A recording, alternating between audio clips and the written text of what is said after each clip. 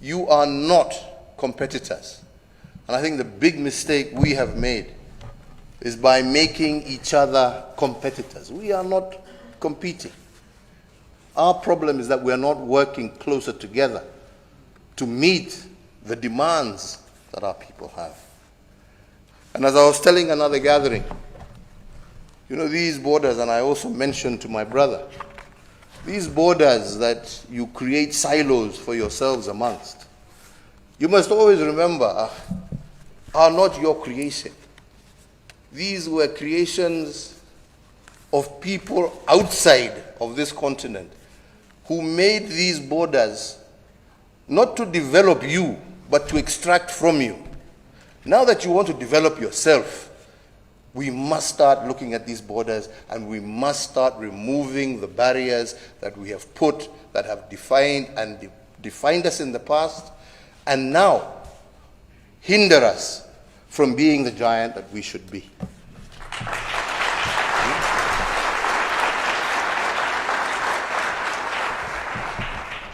I was telling my brother this morning the ridiculousness of our borders, that we in Kenya have a border demarcated with, on one side with Tanzania, where the people who live on the border are the Maasai community. They were a nation once upon a time.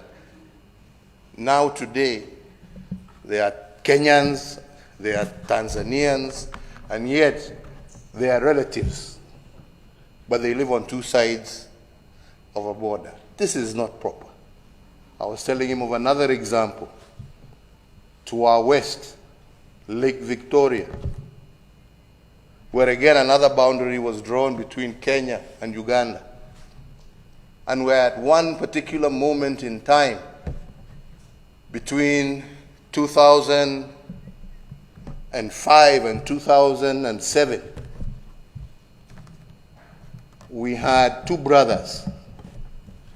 Same father, same mother. Those who come from polygamous families know what I'm talking about. But this particular one, the same father, same mother. But because their land was stretched across between Kenya and Uganda, one brother inherited land on the Ugandan side, the other brother inherited land on the Kenyan side. And between 2005 and 2007, we had one brother as the vice president of Kenya, and the other brother as the minister in charge of the presidency in Uganda.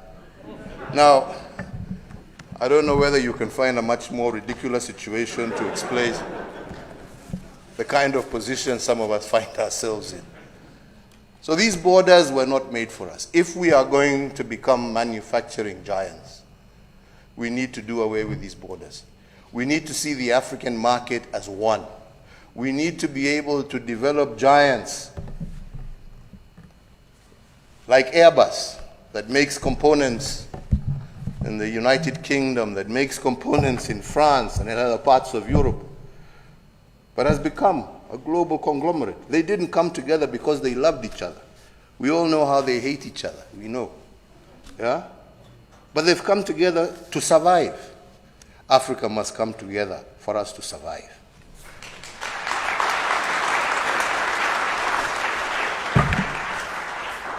Survive and indeed prosper. I wish you all the very best.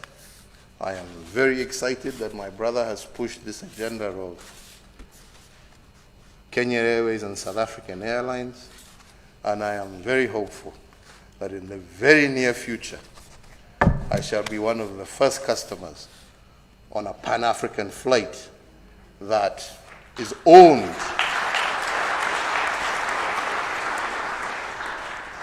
by Africa and run by Africans.